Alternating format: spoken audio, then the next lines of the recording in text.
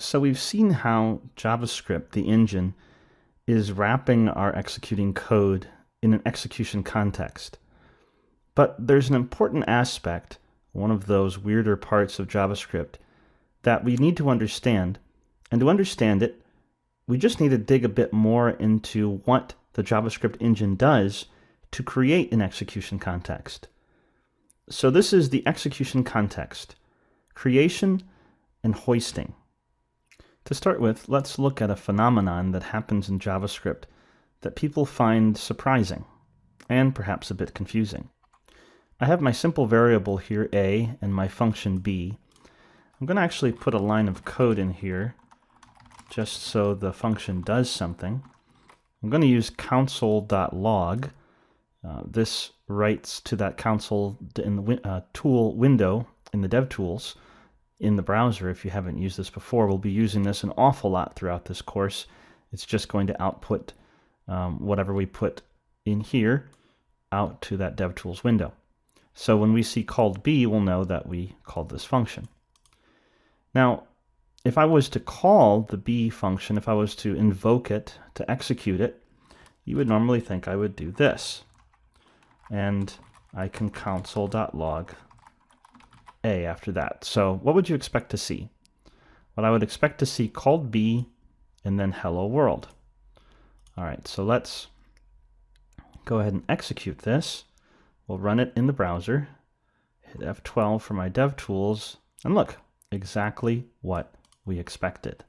Now let's do something a little different that in other programming languages you would expect to not work at all.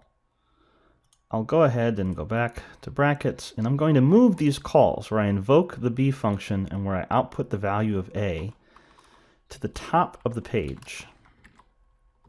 I'll save this. Now what would you expect to have happen? Well, in most programming languages you would expect an error because programming languages execute their code one line at a time, and since we haven't gotten to the b function, I can't use it yet. That's what you would normally expect. But JavaScript isn't like that.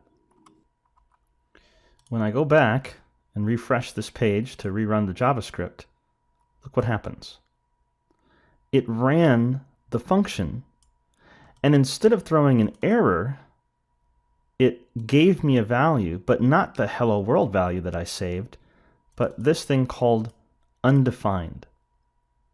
So even though the function was below where it was executed, it still ran. And in fact, this a variable was available to me, even though it wasn't the proper value. Watch what happens if I just remove it outright. So I'm trying to console.log a, and I don't have it declared as a variable anywhere. Now, I actually get an error. A is not defined.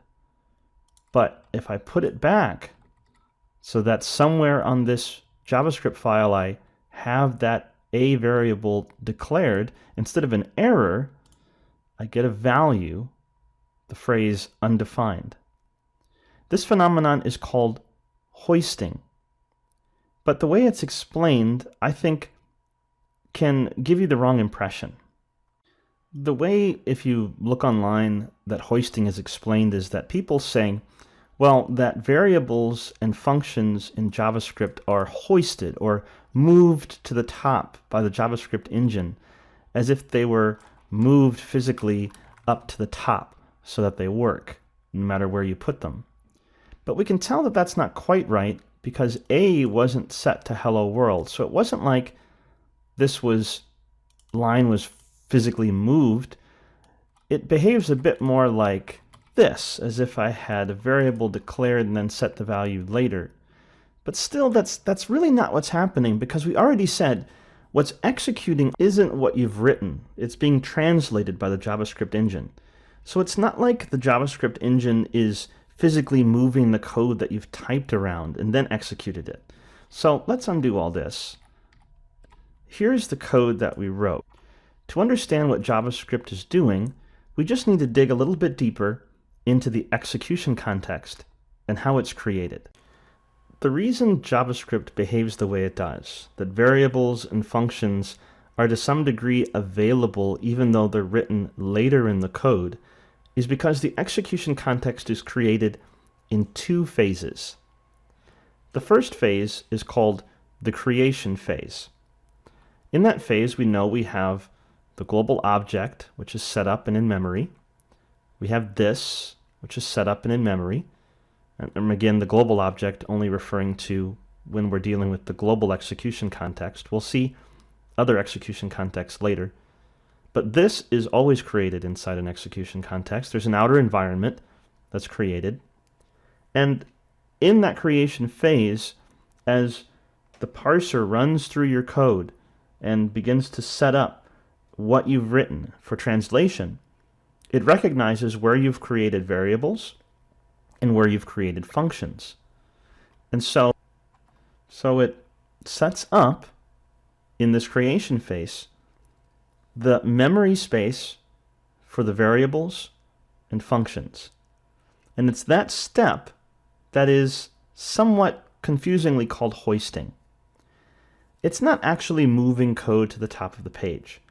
All this means is that before your code begins to be executed line by line, the JavaScript engine has already set aside memory space for the variables that you've created in that entire code that you've built and all of the functions that you've created as well. So those functions and those variables exist in memory. So when the code begins to execute line by line, it can access them.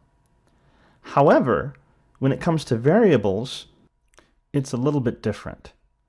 You see, the function in its entirety is placed into memory space, meaning that the function, its name, and the code inside the function that's being executed. However, the next phase, the execution phase, which we'll talk about in a moment, where it actually executes your code line by line, that's when these kind of assignments are set, where A equals something. So the JavaScript engine, when it sets up the memory space for A, it doesn't know what its value will ultimately end up being until it starts executing this code. So instead, it puts a placeholder called undefined. That placeholder means, oh, I don't know what this value is yet. That's the same placeholder that we would have if we never set it at all. All variables in JavaScript are initially set to undefined, and functions are sitting in memory in their entirety. That's why it's actually a bad idea to rely on hoisting in any way. You can run into trouble when you realize that that value is actually undefined and not the value you're expecting. So while this technically kind of works, it's better to always do this so that you don't get caught up in that trap. Now, that said, we understand that when we're talking about hoisting, when we're talking about this scenario where I can call the function even though it's declared later, it really has to do with the fact that what I wrote is not what's directly being executed, but the JavaScript engine is then taking my code and making decisions. In this first phase of creating the execution context, the wrapper around my code being executed, it's going to set up the memory space for the functions and the variables that it sees that are going to be used when it starts executing the code. And therefore, we have access to them in a limited way before they actually physically appear on the page inside that lexical environment. Kind of weird, right? But not so much when you understand that it's just phase one. I'm going to set up the memory space. So when the code begins executing, those things are actually already sitting in memory because it looked at your code and already preset things up to be ready for the code to start executing.